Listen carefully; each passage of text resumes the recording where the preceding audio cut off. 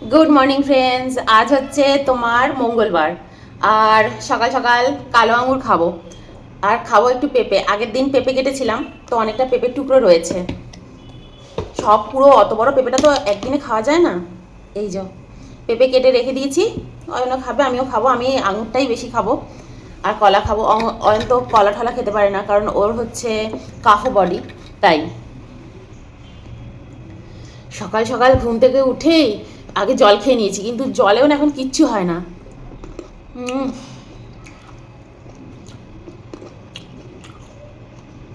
সকাল সকাল এখন ফল খাবে, কোনো অ্যাসিডিটির ভয় নেই, কিচ্ছু না, খুব উপকার পাবে। একদম মেডিসিন। ঠান্ডা ঠান্ডা পেঁপে। হুম, পেঁপে খেয়েই চলে যাবো ব্রেকফাস্ট করতে। খুব খিদে পাচ্ছে আজকে, তাড়াতাড়ি করে খাবো। কালকের মতন চিড়ে ভাজবো, কিন্তু আজকে একটু ওর মধ্যে পেঁয়াজ পেঁয়াজ দিতে পারবো। কালকে তো সোমবার ছিল, পেঁয়াজ দিতে পারিনি। আমি সিম্পল ব্রেকফাস্ট, হাবি যাবি এটা ওটা কিছু না, সিম্পল খাওয়া দাওয়া। তো চলো তাড়াতাড়ি করে পেঁপেটা খেয়ে নিই, তারপর চিড়ে মুড়ি যা যা আছে নিয়ে এসে বসি, একটু খাই, তোমাদের সাথে একটু গল্প করবো তখন। আজকেও চিড়েই ভাজবো, বাদাম দিয়ে দিলাম, একটু বাদামে ভাজবো, বাটারে ভাজবো আজকে। ওই একটু কারি পাতা দেবো, তারপর একটু চিড়ে দেবো, যেরকম আগের দিন ভেজেছি একদম সেম এরকমভাবে ভাজবো, তারপর চাটা করে নিয়ে বসি। তো দেখো কি সুন্দর লাল লাল করে চিড়েটা ভেজে নিয়েছি, এই দেখো। এরপর না এই চিড়েগুলো আমরা আর আনবো না, লাল চিড়েগুলোই নিয়ে আসবে, বুঝলে অয়ন? ওই লাল যে চিড়েগুলো, ওগুলোই ভালো। আর এদিকে দেখো চিড়ে ভাজার মধ্যে একটু কাঁচা লঙ্কাও দেবো, এখনও দিইনি, পেঁয়াজ আদা কুচো এগুলোতে মাখবো চিড়েটা। চা বসে গেল। তো এই দেখো চিড়েটা দিয়ে দিয়েছি, আর ভাবছি এর মধ্যে একটুখানি চানাচুরও অ্যাড করি। আর আজকে কাঁচি দিয়ে কেটে দিয়েছি, জানো, ইয়েগুলো লঙ্কাগুলো কাঁচি দিয়ে কিন্তু খুব সুন্দর কাটে, জানো, কাঁচিটা ইউজই করি না, পড়েই থাকে, কিন্তু কাঁচি দিয়ে শাক পাতা লঙ্কা এগুলো কাটার জন্য বেশ ভালো। আগের দিন লাইট লেগে গেছে রান্নাঘরে, সাদা লাইট, অয়ন আসার সময় নিয়ে এসছে। কত এনেছে জানো? 20 পাওয়ার, 20 পাওয়ারের লাইট এনেছে। আগে আগে যে লাইটটা ছিল সেটা হচ্ছে তোমার 14 পাওয়ার ছিল, এখন 20 পাওয়ার এনেছে। সুন্দর হয়েছে, রান্নাঘরটা একদম ভালো আলোকিত হয়েছে। রান্নাঘর যদি আলো ভালো না হয় না, ভাল লাগে না। রান্নাঘরে আরও একটা ওই টিউবলাইটটাও চেঞ্জ করে দেবো, ওগুলো সব চেঞ্জ করতে হবে, একটা একটা করে লাইট। বাবা সেই জবে থেকে বাড়ি করে এসেছি, 7-8 বছর হতে চলো, তাই না? 19 সালে ঢুকেছি, 19-এ ঢুকেছি মে মাসে, আজকে বলো 19, হ্যাঁ 7 বছর। এই মে মাস হয়ে গেলে 7 বছর হয়ে যাবে। ওই এক লাইট চলছে, কোনো জিনিসের পরিবর্তন নেই আমাদের বাড়িতে, এই একই জিনিস চলছে। ওর লয় ক্ষয় নেই, ইউজই তো কম হয়। আমাদের সাথে ওই সময় যারা যারা এই বাড়িতে ঢুকেছিল, 2বার ইন্টেরিয়ার চেঞ্জ হয়ে গেছে, তাদের 2বার ইন্টেরিয়ার করে ফেলেছে আরও এক্সট্রা। আমাদের ওই একই চলছে, আমার প্রয়োজনই সেরকম কিছু। আমাদের বিল্ডার যা যা দিয়েছে, বিল্ডার আমাদের যা যা দিয়েছে আমরা তাই তাই ইউজ করেছি। আমার টেবিলটা ইচ্ছে ছিল সাদা কোয়ার্চের যে টেবিল, ওগুলো ইউজ করব, করিনি। অয়ন বলছে লাগিয়ে নাও, আমি না, কত বছর থাকবো কে জানে, এখানে থাকবো না বেশি দিন, চলে যাব। তো ওই কারণে কিচ্ছু করিনি, বিল্ডার যা যা দিয়েছে সব কিছু সেগুলো ইউজ করেছি। ইভেন দেখো ফিল্টারের এখানে আরও বেশ সুন্দর করে তোমার ইন্টেরিয়ার করে এখানে ঢেকে ঢেকে দেওয়া, আমি কিচ্ছু করিনি, এদিকটা করিনি। এইগুলো দরকার ছিল করে নিয়েছি, কারণ জিনিসপত্র না রাখলেই নয়। আর আমি যখন বাড়িটা বেচবো তখনও তো আমাকে একটা টাকা ইয়ে করতে হবে, তুলেও নেবো, ঠিক আছে, যেটুকু দরকার সেটুকু করেছি।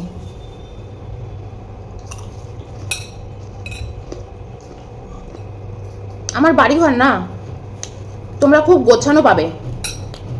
আরে ওয়াশিং মেশিনটা কী আওয়াজ হচ্ছে গো, অনেক জামা কাপড় ভরে দিয়েছি। আমার বাড়িঘর না তোমরা সবসময় একদম নিট অ্যান্ড ক্লিন গোছানো পাবে, সাজানো পাবে না। আমি বাড়িঘর একদম সাজাতে পারি না, আমার নিজের ক্ষেত্রেও কিন্তু তাই হয়। ছোটোবেলা থেকে শুনে এসেছি, আমার বন্ধু বান্ধব আত্মীয় স্বজন সকলে বলেছে, সকলে বলে, এখনও বলে, তোকে দেখতে এত ভালো, তুই নিজে কত সুন্দর স্টাইল করতে পারিস, কত কিছু তুই চাইলে করতে পারিস। আমি কিন্তু ছোটোবেলা থেকেই কোনোদিনও সাজ পোশাক কোনোদিনও করিনি। ছোটোবেলায় আমার মনে আছে মা তো স্কুলেই থাকতো, যখন আমরা গঙ্গার পাড়ের বাড়িতে চলে এসেছি, আমি তখন ক্লাস 4-এ পড়ি, সারাক্ষণ তো চড়ে বেড়াচ্ছি গঙ্গার পাড়ে, এখানে ওখানে সেখানে। মা মাঝে মাঝে ছুটির দিনে, মানে মাঝে মাঝে না, শনি রোববার মা একদম আমাকে ধরতো, সাবান ঠাবান দিয়ে পরিষ্কার করে করে মাথা টাথা ঘষিয়ে ক্রিম ট্রিম মাখিয়ে ছেড়ে দিত। পাড়াতে মানে আমাদের আশেপাশে মামি দিদা বলো, সবাই বলতো, বাবা টুবাই তোকে তো চিনতেই পারছি না, কি ফর্সা, কি সুন্দর দেখতে লাগছিস তুই, অন্যদিন এরকম থাকতে পারিস না। আমি তো গঙ্গার মাটিও এক সময় মেখে থাকতাম। কেউ বলবে তুই দিদিমণির মেয়ে, হ্যাঁ তুই এইভাবে থাকিস, এত সুন্দর দেখতে তোকে। আর তখন আমার কত চুল, কত আরও ফর্সা। কলকাতায় গেলে কিন্তু আমি আরও ফর্সা, ব্যাঙ্গালোরে আসলে পুরো কালো হয়ে যাই আমি, কি জানি কেন, এখানে জল, এখানের কোনো কিছু আমার শ্যুট করে না। আমি ছোটোবেলা থেকে কিন্তু এরকম, আর আমার জীবনের উপরও কিন্তু এর প্রভাবও আছে। আমি না বেশি সাজগোজ, অয়নও বলে তুমি একটু সাজগোজ করতে পারো না, আর বিয়ের পর পার্লারে যাচ্ছে সবাই করছে, তুমি যাও না পার্লারে, যাও না ফেসিয়াল করো না, এটা করো না ওটা করো না, কোনো দিন না। সেই বিয়ের সময় পার্লারে গেছি, ফেসিয়াল করেছি, আজ থেকে 17-18 বছর হয়ে গেল। তারপর আমার মেজো মামার মেয়ের বিয়েতে, তখন সবাই মিলে গিয়েছিল একসাথে পার্লারে, তখন একবার গিয়ে ফেসিয়াল করেছি, সেই ফ্রুট ফেসিয়াল, সে কি রগর। তো আমি না সব কিছু পরিষ্কার পরিচ্ছন্ন, আমার সব কিছু পরিষ্কার পরিচ্ছন্ন, সাজগোজ নিজের প্রতি একদম কেয়ার, সবসময় সুন্দর সেজে গুজে থাকো, লিপস্টিক দিয়ে থাকো, সকালবেলা উঠেই মুখে মেকআপ দাও, লিপস্টিক লাগাও, ব্লগিং স্টার্ট করো, একটা সুন্দর সালোয়ার কামিজ পরো। ও আমার মধ্যে তোমরা পাবে না, আমাকে এরকমই পাবে। আর আমার বাড়ি ঘরের মধ্যে তোমরা এরকম ছাপ পাবে, সব কিছু তোমরা পরিষ্কার পরিচ্ছন্ন পাবে, একটু রুচিশীল পাবে, কিন্তু সাজানো গোছানো পাবে না। আমার সব দেওয়ালগুলো ফাঁকা ফাঁকাই থাকে, তাই না বলো? অয়নকে আবার বলছি আমি, তাই না বলো? অয়ন নিজেই ভাবে যে তুমি কিছুই করো না। তো আমার বাড়িঘরের মধ্যে তোমরা এই ছাপ পাবে। যাই হোক, সাজগোজের আমি না ঠিক বুঝতে পারি না, সাজগোজ এগুলো ঠিক আমার চলে না। কলকাতায় যখন যাই, বন্ধুরা আগে আমার শ্যামবাজারের বান্ধবীরা, হ্যাঁ এটা কর মমি, ওটা পর, ভাল লাগবে তোকে, তুই এই কানের দুলটা কেন, শ্যামবাজারে তো ভর্তি সাজাগোজার দোকান, এই কানের দুল কেন, ওই কানের দুল কেন। প্রথম বছর যখন ভর্তি হয়েছি ফার্স্ট ইয়ারে, দাঁড়াও চাটা নিয়ে আসি, বলছি, নিয়ে এসি, দেখো চা, এটা তোমার চা। তো আমার শ্যামবাজারের বান্ধবীরা এটা কিনে দিচ্ছে, প্রথম বছর সাজুগুজুর জিনিস কিনে দিয়েছে। দুর্গাপুজোর সময় সবাই সবাইকে গিফট করে না, আমাকে কানের দুল কিনে দিয়েছে। আমরা 4 বান্ধবী ছিলাম, তো আবার একটা আমাদের মধ্যে একজন ছেলে বন্ধুও ছিল, অমিত। তো যাই হোক, আমার 2 বন্ধুও ছিল আমাদের বান্ধবীদের মধ্যে।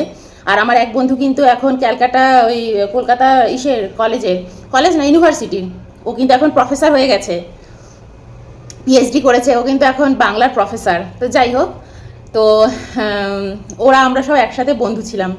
তো ওদের আমি আবার জামার ছিট কিনে দিয়েছিলাম, পিস জামার পিস, ওখানে খুব কম দামে বিক্রি হতো শ্যামবাজারে। তো 2 বন্ধুকে জামার পিস কিনে দিয়েছিলাম, শার্টের পিস, আর ওটা দিতাম, 3 বছরই দিয়েছি। তা ওরাও আমাকে কানের দুল, লিপস্টিক, এটা ওটা কিনে দিত। আর আমার যারা 2-3 বান্ধবী ছিল, ওরাও সব দেওয়া থাওয়া করতো, সাজাগোজার জিনিস, কেউ একজন নেল পালিশ দিচ্ছে, নেল পালিশের সেট দিচ্ছে, কম দামের, কিন্তু কোনো ব্র্যান্ডেড অত ব্র্যান্ডেড নয়, হ্যাঁ ওই যে সেই সময় ইলেকট্রিন বলে একটা ব্র্যান্ড ছিল না, কম দামের, ওগুলো কিনে ঠিনে দিয়েছে। বলতে মম্মি পরবি কিন্তু, এগুলো পরে আসবি। উমা আমি তো কলেজে যাচ্ছি, কানের দুলো নাই, কিচ্ছু নাই, এমনি কলেজে, ঠিক এই যে এখন আমাকে যেন দেখতে পাচ্ছ, অয়নকে জিজ্ঞেস করে, আমি এইভাবেই কলেজে চলে যেতাম, এইভাবেই আমি কলেজে গেছি। আরও যেতাম না জানো কেন? যাতে আমার দিকে কেউ না তাকায়, কোনো ছেলেরা যেন না তাকায়, আমাকে কেউ যেন ডিস্টার্ব না করে, এর জন্য আমি এইভাবে যেতাম। আর অত দূর থেকে, সেই সোদপুর থেকে শ্যামবাজার যাব, বাসে করে যাব, বাসেই তো সব হা করে তাকিয়ে থাকবে, এরকম করে তাকিয়ে থাকবে, কতজনের মনে কত কিছু আছে বলো। সব জায়গা তো সব কিছু ভালো নয়, আমি একা একা যাবো রাস্তাঘাটে, একই জায়গায় রোজ যাব, আমি তো টার্গেটও হয়ে যেতে পারি। তো আমি নিজেকে না নিজে এইভাবে ঠিক রাখতাম। কীরকম রাখতাম? আমি কোনো সাজগোজ করতাম না, পুরনো জামা কাপড় পরে কলেজ চলে যেতাম, কেউ যাতে আমার দিকে না তাকায়। এক একদিন সেজে গুজে যেতাম জানো, তাতেও পর্যন্ত সবাই এসে বলতো, কি সুন্দর লাগছে তোকে, কি ভালো লাগছে, তুই ইটিভিতে চান্স পেয়ে যাবি, এই করবি ওই করবি, এইসব বলতো। কারণ আমার তো জার্নালিজমও ছিল না, জার্নালিজমটা নিয়েও আমি পড়াশুনো করেছি। তো কত কত মন্তব্য, কত কিছু, কিন্তু আমি তখনও না এইরকম থাকতাম একদম, এখন যেরকম আমাকে দেখতে পাচ্ছ, তখন আমি এরকম চুলটা এরকম তেল মাথা, কলেজ চলে গেলাম। তো সাজগোজের বালাই নেই, তখন ওরা আমাকে বলতো, হ্যাঁ রে, তোকে যে গিফটগুলো দিলাম, কানের দুল দিলাম, এটা দিলাম, ওটা দিলাম, পড়িস না। আমি ওগুলো আমি পরবো না। ভাই ঠিক আছে, তাহলে পরের বছর থেকে তোকে ওগুলো দেবো না। কি গিফট দেবো? অন্য কিছু দিস, সাজাগোজার জিনিস অত দিস না আমাকে। আমি সাজগোজ অত করি না, পছন্দ করি না।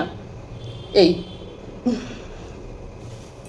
তো আমি কিন্তু সবসময় চিরকাল আমি এইরকমই থেকেছি। তারপর পরের বছর থেকে আমার বন্ধুরা আমাকে আর সাজাগোজার জিনিস দিত না। আমাকে এখানে কী সব গিফট করতো ওরা। একবার আমাকে একটা মুখে মাখার ক্রিম দিয়েছিল, কারণ আমি ক্রিম ইউজ করতাম। ক্রিমটার দাম একটু বেশি ছিল, তার জন্য আমার সব বন্ধুরা একসাথে টাকা জোগাড় করে আমাকে ক্রিমটা কিনে দিয়েছিল। ওই সোমি গুপ্তার, তখন তো ক্যান প্রোডাক্ট ছিল না, সোমি গুপ্তার 3টে মানে প্রোডাক্টের একটা পুরো যে সেট, মুখে মাখার একটা প্যাক আছে সেটা লাগাবে, তারপর ক্রিম লাগাবে, একটা ময়শ্চারাইজার, 3টের না ইয়ে ছিল। আর আমাদের খুব সেন্সিটিভ স্কিন ছিল সেই সময়, সবসময় বাইরে বেরোতাম, ইয়ে করতাম। ওরা আমাকে সেইগুলো কিনে দিত। গয়নাগাটি সাজাগোজা জিনিস কখনো আর দিত না। এই ছিল আমার গল্প। তো আমার এখনও দেখবে বাড়ি ঘর, তোমরা মারাত্মক কিছু ছাপ পাবে না, একদম সাজিয়ে গুছিয়ে একদম হেভি করে রেখে দিয়েছে মৌমি, আজ এটা দিচ্ছে কাল ওটা লাগাচ্ছে। আমি পারি না, আমার দ্বারা হয়ই না, সাজাতে বলতে পারি না আমি। আমাকে যদি কোনো বন্ধু এসে একটু বলে দেয় কীভাবে সাজাতে হবে, কীভাবে সুন্দর করে রাখতে হবে, তাহলে আমার সুবিধা হয়। কিন্তু আমি একদম সাজাতে গোছাতে পারি না। পরিষ্কার পরিচ্ছন্ন রাখি, সাজাতে পারি না। নিজেকেও তাই, সাজাতে পারি না, পরিষ্কার পরিচ্ছন্ন রাখি, কিন্তু কীভাবে সেজে গুজে একদম সুন্দর থাকবো সেটা আমি পারি না। আজ হবে উচ্ছে ভাজা, আর হবে লাউ চিংড়ি। তো এই হচ্ছে লাউ, দেখি কতটা লাউ লাগবে। যদি দেখি পুরোটাই করতে হচ্ছে, দেখো লাউটা ছোটোই আছে, তাহলে পুরোটা নেব, আদারওয়াইজ একটু বেশি করে লাউটা নেব, আর একটুখানি লাউ রেখে দেবো ডালের জন্য পরের দিন। তো আজকে লাউ চিংড়ি, উচ্ছে, অল্প একটু এঁচড় পড়ে রয়েছে, একটুখানি এঁচড় চিংড়ি করে নেব, ব্যাস। একটা সময় চলে এসেছি রান্নাঘরে, এবার টুকটুক করে রান্নাগুলো স্টার্ট করে দেবো। চলো, প্রথমে উচ্ছে ভাজাটা করব। শুকনো লঙ্কা দিয়েছি সর্ষের তেলে, একটু সর্ষে ফোড়ন দিয়েছি, মানে সর্ষে ফোড়ন দিচ্ছি। এক এক সময় 5 ফোড়ন দিয়েও কিন্তু উচ্ছেটা ভাজি, কিন্তু সর্ষে ফোড়ন দিয়ে ভাজতে না বেশি টেস্টি লাগে। এটা লঙ্কাও দিয়ে দিলাম। আর একদম হয়ে যাওয়ার পর এর মধ্যে একটুখানি আমি ঘি ছড়িয়ে দেব, একটু ঢেকে দিই। এদিকে দেখো লাউটাও এই যে কেটে নিয়েছি, পুরো লাউটাই নিয়েছি, কারণ না লাউটা ছোট তো, যদি একটু থাকে কালকের জন্য থাকবে, কিন্তু অর্ধেক লাউ নেওয়া যাচ্ছে না, তাই দেখো পুরো লাউটাই কেটে নিয়ে নিলাম। আর এই হচ্ছে চিংড়ি, চিংড়ি মাছটা দেবো, এর মধ্যে একটু নুন হলুদ মাখিয়ে নেব। তো এই দেখো উচ্ছে ভাজাটা দেখো একদম হয়ে এসছে, কিন্তু দেখো কত ড্রাই হয়ে গেছে। তো আমি এর মধ্যে এবার ঘি ছড়িয়ে দেবো। তো দেখো একটু ঘি নিয়ে একটু ঘি ছড়িয়ে দেবো। তোমরা উচ্ছে কীভাবে ভেজে খাও প্রথম পাতে জানিও আমাকে, তোমাদের ঘরে কীরকমভাবে উচ্ছে ভাজা হয়। কড়াইতে দেখো সর্ষের তেল দিয়ে দিয়েছি, এবার লাউ চিংড়িটা করব। আর এই দেখো উচ্ছে ভাজাটা এখানে তুলে রেখে দিয়েছি। প্রথমে চিংড়ি মাছগুলো একটু ভেজে নেব।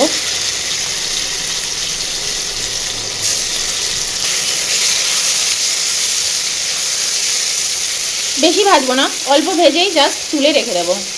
লাউ চিংড়ির জন্য দেখো তেল দিয়ে দিয়েছি কড়াইতে, আর চিংড়ি মাছ ভেজে তুলে নিয়েছি, জিরে ফোড়ন দিয়েছি, সাথে কাঁচা লঙ্কা।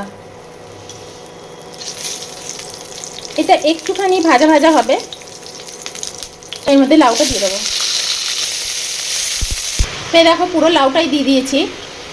এবার একটু নুন হলুদ দিয়ে লাউটাকে একটু ঢেকে দেবো নেড়ে চেড়ে।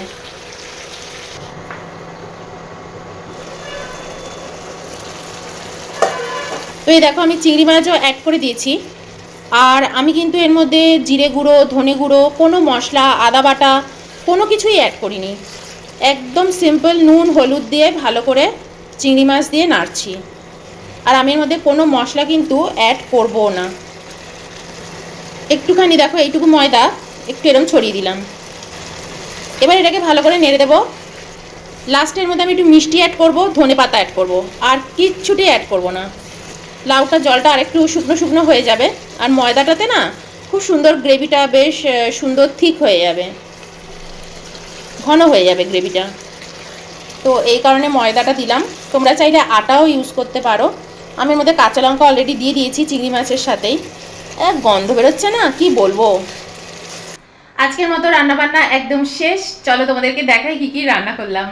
তো এই দেখো, এটা হচ্ছে উচ্ছে ভাজা, আর এই হচ্ছে লাউ চিংড়ি। লাউ চিংড়িটা এতটা মোটেই খাওয়া যাবে না, থাকবে এটা। আর এই হচ্ছে এঁচড় দিয়ে চিংড়ির তরকারি। আর এই হচ্ছে গরমা গরম ভাত, কোলাম ভাত। লাউ চিংড়িতে তো দেখতেই পেলে আমি কোনো রকম কিন্তু মশলা, আদা বাটা, পেঁয়াজ, রসুন কোনো কিচ্ছু অ্যাড করিনি। সিম্পল একদম করেছি। এটাও আমি ইউটিউব দেখেই শিখেছি। আমার ওনার রান্না ভালো লাগে, আমি অনেক ইউটিউবারদেরই ফলো করি। আর আমি কোনো রান্না করার আগে না বেশ ভালো এক্সপার্টদের মানে সাজেশন নিয়ে রান্না করি। ওটা আমার বেশি ভালো লাগে। এমনিতে রান্না করতে জানি, কিন্তু এক্সপার্টদের যখন সাজেশন নিই না, ছোটো ছোটো সিম্পল রান্নাগুলো না আরও স্পেশাল হয়ে যায়। তো যাই হোক, চলো আজকের ব্লগটা এই অবধি। আর তোমরাও একবার এরকম লাউ চিংড়ি করে খেয়ে দেখো। একটুখানি লাস্টে একটু ময়দা অ্যাড করে দেবে, ধনেপাতা থাকলে অ্যাড করবে, ধনেপাতা না থাকলে অ্যাড করবে না। চিংড়ির ফ্লেভারটা না এত সুন্দর পাবে কি বলবো। আজকে আমি নারকেল তেল মেখে একেবারে মাথায় স্নান করেছি, তাই চুলটা এরম লাগছে। তো চলো খেতে বসবো, ভীষণ খিদে পাচ্ছে। চলো বাই।